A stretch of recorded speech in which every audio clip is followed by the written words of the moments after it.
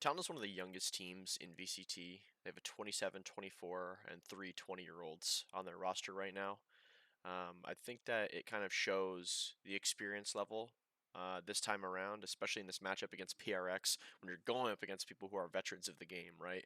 I feel like this is just another day on the job for PRX, and this was kind of like a a really big feat to Talon at the time. Now we're gonna see PRX go for their standard kind of B rush here. What you have to understand against double initiator comps, guys, is that there's always going to be 2 layers to a fight, right? So let's take a look at the Talon comp, for example. If this comp were to fight A, what would you see from them? You'd see a paranoia, a tether, and a nade, right? Any real follow-up after that? Not really. Maybe a prowler, maybe if the Viper is there, a Viper molly on the ground, but you kind of have like this one phase of utility, and you either get it or you don't. Now, with this Sky Breach comp, okay, this double initiator, you're going to have 2 phases, right? That flash comes out, that stun comes out. And if it works and you're still fighting, there's going to be another flash and then a drill comes through, right? So you have to understand to kind of like play loose, play separated, and you have to let the kind of like dust settle after you do these little fights here. And we're going to see a good example of this from Talon. Now, yes, here we go. PRX are going to do this B-pop here.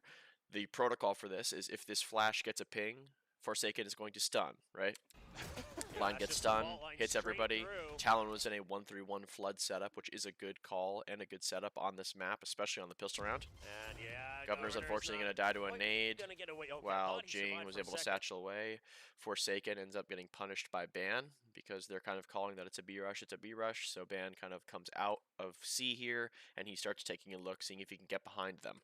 This is just going to be the name of the game, right? Ban is kind of profiling this situation. He understands that they do not have utility to hold the flank. He's going to try to get active in that. Now, what I would ask here from Jitboy and Crows is, what are you guys doing here? Why can't you just back up? This is the type of engagement that, like, we didn't necessarily win it, but we at least got something back. Let's back up. Look at the investment that they've put in, right? There's no nade left, right? There's only 1 satchel left. There's no stun left. There's no breach stuff we have to deal with. And 2 smokes are on the ground, okay? So, again, in this moment, right, the round is kind of over almost. You need to reset this situation, and you need to back up and just get out of here, right? In VALORANT, things change. Kills, deaths, utility, information. You cannot continue to play the round like it's the same. So he throws this protective smoke here, and they end up trying to do this little crossfire on top of it. And again, like, you're just giving these guys the opportunity to get right back in this round or just win it. Cloudburst breaks the crossfire. 3 people jumping at you with classics. Heal comes up. Now your poor extremity players are just like, fuck. What do we do now? Slowly walk pushing and watch the experience of PRX, how many times they've been in this situation. Look at the confidence from Surf. Just some sort of ghost comma, miscommunication from the other side of the map. I mean, this guy is literally running with his knife out in a 2v3 situation where one of the opponents is on half health. Totally winnable. He just took his knife out and started sprinting C when they opened the door.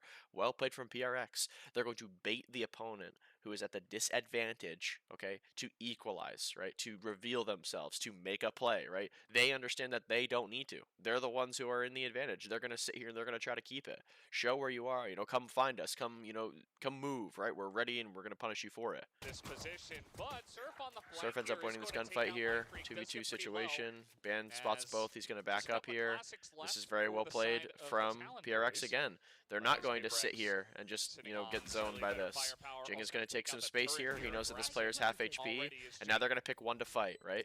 Notice how they're not sitting in sight, cowering in a corner, watching both things, We have a 1v1 on either side. Which one do you want to take, right? There's only one guy on each side. Doesn't matter which one. We can go to whatever one. They end up choosing to go to Ban here, so he doesn't go too far away. Ban kind of like plays this pretty lazily. As you can see on the minimap here, Surf is kind of like peeking out here. And when he sees no one, right? Okay, they're either C-Link Ban or they're in the bomb site.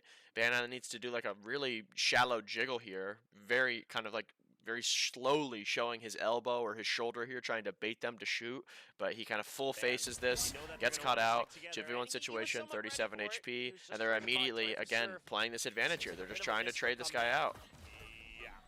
Very well played from PRX. This is why they are championship level roster.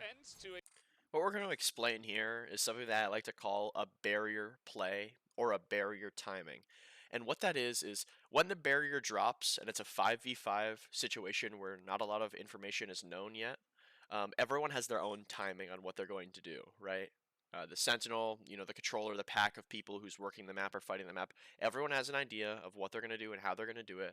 Again, in Valorant, everything can change, right? It never stays the same. Advantage, disadvantage, damage, info, people dead, people alive, whatever it is, it slowly changes over time, right? You want to always keep your win condition identified and spoken about in your team environment. We're going to see Talon go for some A control here. Something takes a fight with his outlaw with a breach flash. He's going to get sat down here by Governor. Forsaken immediately tries to trade it. Gets sat down again. What's this? It's not the start of the round anymore. You're in a 5v3 situation against the bonus. Make them work, man. Please make them work harder than this, because this is really not a good look for the boys in NA. I mean, we have to make him work harder than this. You're just crouching in the open in a 5v3 where the round is just literally over. The only way they can get back into this round is if you die. Please don't do this. No, we're going to. No, we're going to. Can't abandon my personal play, sorry. Notice how Jing isn't going to invest his ult here. Again, we talk about using ults to win rounds, not to like try to get back in them, right? He doesn't want to waste it here. He doesn't want these players to be able to run away, right? He understands that there was a 2, potentially 3-person fight happening at the A bomb site. He doesn't need to use his rocket to get in right now. 3v4 situation. Talon just needs to play their man advantage, and they need to just slowly make a plan on what they want to do and why. They're going to have 2 flank. Governor's going to break this little door, and he's going to try to bait a little bit that the A players are here. The A players are here.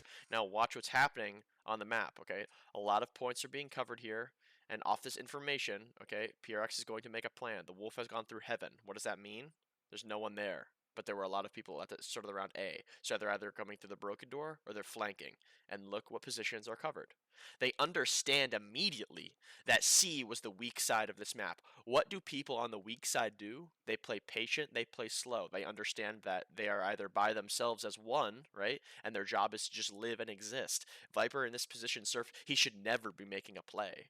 And they're going to kind of like read into this and, again, understand that philosophy that, the group of people will way more likely make a play before than the solo player, this extremity player, the sentinel. PRX are going to try to just rely Mind Freak holding this angle with the bulldog here. Gets one. Really couldn't get out of there. Nice trade from Crows. Unfortunate situation for Jing here. The Roomba is dodged. He's still ready for it. Why is he still ready for it? He doesn't have anything else to hold, right? He doesn't have anything else to hold yet. His boy is holding his heaven, right? They are leveraging the fact that they are okay with losing the bomb site. If they want to flank and they want to go through C-Lank, by all means, have it, right? We have a nade for the bomb, we have a rocket for the bomb, and we have a flash we can double peek with. Great situation recognition from PRX. Governor gets taken down here, going a little earlier than I would like to see. Here's the delay. Showstopper gets brought out on the bonus round. Pre-fired. 2v1 situation. Who's got first? Who's got first? I got first. Just a real thrown away round by Talon. And very well played from PRX.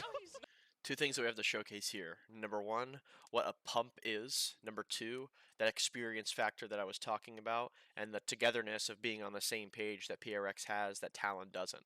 Okay, we're going to see a situation where the T's here, the attackers, are going to get into the C bomb site. Something has been contacting his op up. He's looking for a kill. He's going to shoot it and break the turret, and Forsaken is going to stun, right? Forsaken is talking this entire time. He's saying, I have my stun for Bend, right? Okay, it's okay. If he peeks you, he's going to get stunned, and we can trade you out. Just keep looking into the bomb site. Op's going to fire, break the turret. The stun comes. Now let's pay attention to what happens to the defenders here, right? So they kind of have like a little freak out moment. The orb goes up, the molly goes down.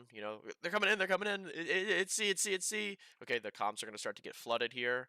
Now, with this, they've done a good job of using just a stun to get this out. They didn't get literally everything, but they got a good amount of it out.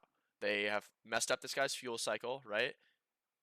They've stunned him off the line, and he's mollied himself. So he's backed himself into a corner, and he has no real control over this choke point anymore. Skyelt's going to come out here. They're going to pause, recollect, get ready to go. Smokes going in. Flashes going in. Drill going in. why is Surf playing a timing around the choke when Ban is in CT spawn? Just pick one. Because I'm fine with either. If you guys want to contest that choke point through a Viper Orb, I don't even think it's a good idea. I think it's a great idea, right? People are coming through that decayed. But Surf, if you're gonna play on top of my Killjoy Molly setup, like I'm not gonna be able to help you, right? Are we trying to let them into bend and do a bunch of damage and delay the plant because we have a triple flank coming? Or are we going to double face this orb and stop them from getting in or do a bunch of damage, kill people when they're coming in so our triple flank gets value, right? Because again, losing this bonus round, now losing another eco round that you had to save, now you're in this gun round with a showstopper. You need to win this, right? Lotus, a very attack-sided map. You have to get these rounds with your ults while you can, or they are going to run away with the game. Not on the same page. Ban sitting in CT spawn waiting. Governor's going to open the door here with his rocket. He's going to get sat down by something.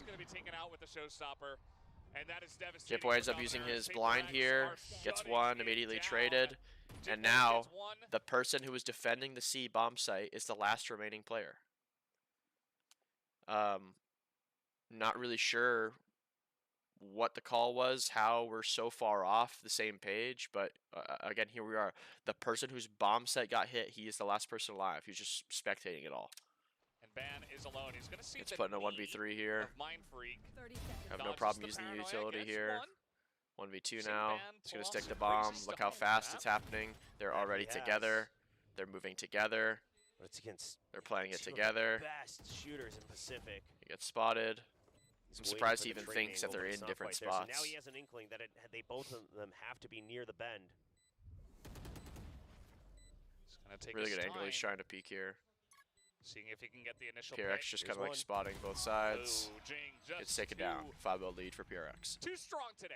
And this is where it's really going to start looking like a rank game. Don't know if it's pressure, nerves, miscommunications, misunderstandings, whatever it is. I don't care.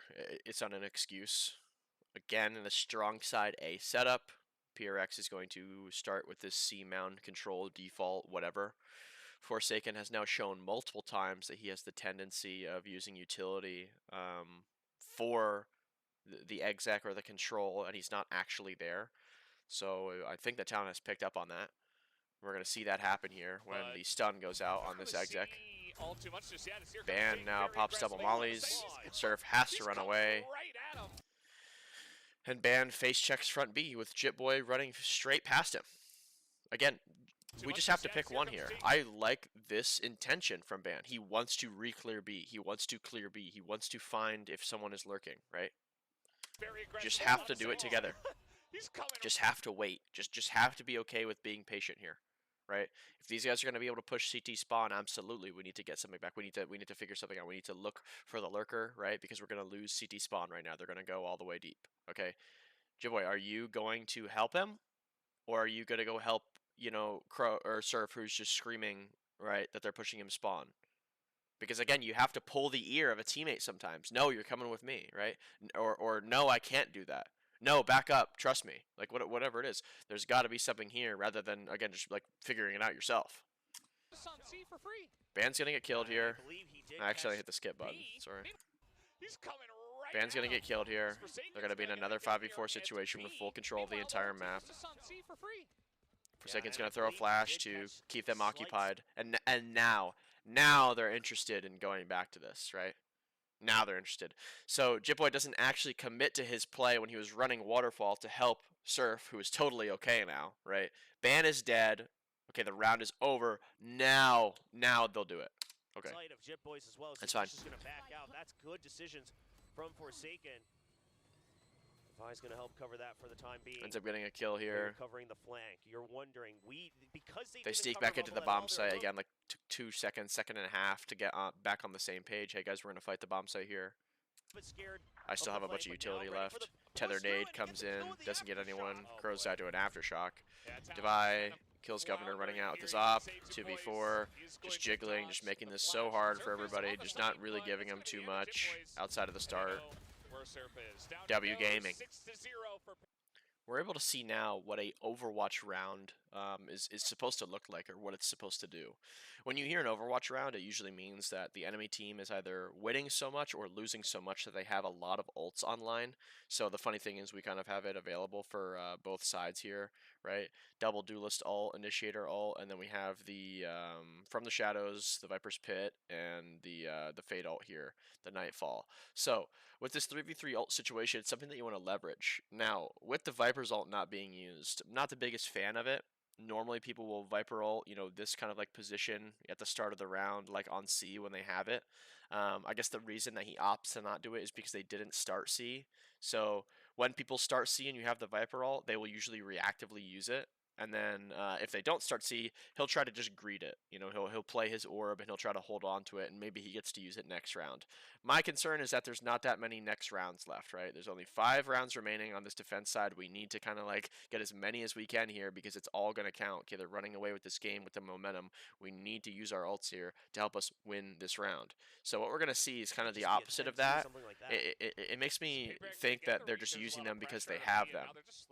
PRX is going to slowly clear out A, which has been fought every round. They're going to expect it to be the weak side. The door is open. The wolf goes through. He sees the killjoy. He's calling that it's the weak side.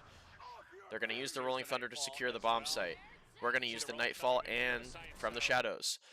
I like the idea from Jitboy. Again, the execution is just lackluster.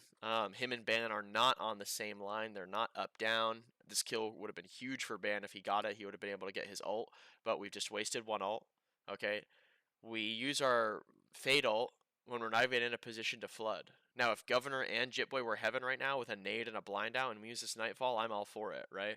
But we're like using it for what? What information do we need to get from that Nightfall? Do you want to know that there's 4 people there? Because I could have told you that based on sound. Each agent makes individual footsteps, and there's been a plethora of utility used so far, okay? We know Breach is there, he ulted. We know Sky is there, he wolfed. We know Jet is there, he used smokes, right? So we're missing who, right? Omen and, Jing, okay, you might have been able to hear one of them or something like that. Again, pointless ult. Save it for the retake, right? Overwatch them. Throw everything at them at once. Just this kitchen sink of util. Just smother them with it. No, I'm actually just going to use it because I feel like it. My button is green, so I'm going to hit it. 4v5 situation. An unironically unwinnable retake. Okay, my duelist has light armor and an op in the middle of nowhere. We used 2 ults and got nothing out of it, and I'm just going to peek. I mean, damn it, man. And I'm just going to peek. 3v5, we have to save. Everybody just needs to back up right now. We have to save. We have to save right now. The round is over. Yeah, I mean, again, No, it's not we don't that have to they're save. being carried Oh, at the same now time. we're going It's just to? that Jing was No, almost on the that's front fine. line Oh, okay. with the first kills. Okay, so we're just not at all. Sus, S-U-S, save unwinnable situations. It's not anything about ego. It's not anything about, you're bad or you're good. It's an unwinnable situation. A 3v5 situation. Light armor op flank, 1 rifle, 1 Odin spawn. You are never winning that in a million years with no ults. Never. Get out of there. Get out of there. Act like you know what's going on. Get out of there. Sus, save unwinnable situations. So it's cool to be able to, watch this demo and see that, what sometimes I talk about comes to fruition. It's just like a nice reminder that, like I am, have my read on the game, correctly, whatever. We're going to see a similar setup here, but the 3 is going to be towards A. They're going to go back to their standard control. Okay, this really shows to me that Talon have nothing left, and they do not trust each other anymore in this series. Now, C control is going to start here. Surf has his ult out. He's waking. The turret's getting broken. He's going to reactively use his Viper Pit exactly like what we talked about. Now, what I don't understand is that this is the scary part of the round, right? The swamp is the scary part of the round. Go into the swamp, right? That's what you want them to do. You want them to go into your teammate, right, who can kill people who are on 60 HP at a time while he's hidden in this mist, okay? What do we see here? No, we don't. We don't. I mean, where is the discipline from these guys? What is being communicated to where we're going to sprint through A right now? Like, what are we doing? Set a fucking trap over here, right? Rock in a hard place. How are we going to play this CT side, right? We have a delay set up over here where if they go into it, they're going to lose people, take damage, okay? We're going to gather information that can influence our decision. And if they don't and they want to come back here, they have to go into 3 of us, right? We might have nade. Okay, we don't have blind. We used it to get out. We might have tether. Like, stop. Like, look at this clock. 1:27. 10 seconds have passed, man. What are you guys doing sprinting at them? Is he saying they're rushing me? They're in C? That's what I would expect from this level of pace. They're in C. Help. Help. Like, he's getting dragged away and they're killing him. No. Yeah, they were at C. I ulted. All right, we're coming. We're coming to help. We're coming to help. Don't worry. We're on the way. And that just kind of makes things feel a bit unfair as Like, now something's what? to push and Like what? Like what? Like what? Like what? This is a no sentinel composition. Double duelist, double initiator. Why are we pressing the pace on them, man? Let them struggle and move around the map and gain control, right? Let them have to come up and break our sentinel utility and fuck over our info lines. Stop running at them, bro. These guys W gaming, not you. for one, down goes Mind Freak at 2v4 situation. But Trades now go their it's on way. and Surf. Watch And the how craziest part PRX is, will not Zap instantaneously puts out, react. he's They an just actual sit and they hold for a Miri. second. Ban tries to get on the line before them, loses a gunfight. Surf opens the door, wins this one, gets put in a 1v3. Against 3 ults. Really going to be difficult to win this here. Jing takes space based on where this player was last seen. Kills him. Well played. Now, this is honestly just like an awesome play that I'd like to show you guys here of what happened. I mean, this is what happens with this team when they gain momentum and they have a big lead like this. They really just push the limits. This is just classic PRX. They're going to go for 2 opening kills off rip on different parts of the map. We're going to see something wide swing A with a flash here, and we're going to see Jing double satchel outmound with a sky flash. So like whatever side you decided to fight this round on this fade comp, you know, you lost, like whichever one it was. So they're going to regroup here in this 5v4. They're going to speed up onto Surf, who's hurt pretty badly. Okay, some layering util is going to go in. Watch how we go in together. TP comes up with util, and 1 person phases, 2, 3 phase. Guns out, we're looking forward. Get the trade here. Governor takes a 50-50, gets a kill. Crows with a nice shot. 2v3. Watch how they press the pace. Watch how they just suffocate you. They know you're stuck in that corner. They don't want you to get out. They're waiting for you. Jitboy doesn't really make a mistake there, but he reveals his position, which makes it even easier for them to pin down Crows. But a really kind of like interesting, you know, fast-paced play. I just feel like Talon pretty consistently were in good spots when they took the rounds slow, right? They had the 5v3 that they lost on the bonus, right? They had the situation where they were flanking and lost because he got opt using his rocket through the door. They've had a couple opportunities to retake bomb sites here, and again, I just want to showcase that it is not a good idea to just get in their face instantly. Okay, it's a total gamble, and it just kind of like shows that, like, you know, we just have nothing else to, you know, lose, right? Let's just, all right, sure, let's just run at them. No, that sounds like a good option to me. So they're going to do this C crunch play that I'm sure is, you know, drilled out. They're going to do a tether nade blind rocket with 2 people pushing C, and we're still going to get first blooded. Again, they've been attack opping. This is not a good idea. Okay, they have no sentinel. They're going to have a spread and a person dedicated holding to the flank. This is not a good idea. I want to see that 1-3-1 setup come out again, right? I want to see some sort of trap off of a turret come out somewhere where we can catch them when they're fully committed. They're up 11-0. Why on God's earth would PRX take their time right here? PRX are just going to fly out somewhere, right? And that's exactly what we see at the start of the round here. They're just going to fly out A. Look at this. Stun, flash, satchel, running out, right? If we could have just waited or understood that this was coming, okay, W gaming, these guys are going to push us. They're just going to run around. We can trap them somewhere, guys. You know, we don't have to push them. No, we're not interested in that. First blood, 5v4 situation, bomb site completely empty. Some people are going to take space. Something's going to get another kill on the flank with the operator. Ban takes down Jing, who's just pushing CT spawn. We're now in a 4v3. Still a lot of utility left. You're just getting disrespected. Mindfreak's going to get some trades here. Devise with him, saying fight, fight, fight. I got you, I got you. 3v1. This is our 1 killjoy ult of the half. Just want everyone to know that. I just want everybody to know that that was the one that we used, okay? So, unfortunate. Another total just like noob mistake from Talon I feel like this is something that I have to explain in my rank games. When you are up against a breach, okay, specifically a breach, not necessarily just double initiator, but specifically a breach, you are operating on 3 things, okay? Think of this as a traffic light, a stoplight. Okay, we have green, we have yellow, and we have red, okay? These lights should dictate the speed that we play at based on if this player has his fault line, right? You can also consider the paranoia if you're interested in stuff like this, okay, this speed. When he doesn't use his fault line, right, we cannot just rush, okay? We cannot just pick something to run. When his fault light is online, we are red, right?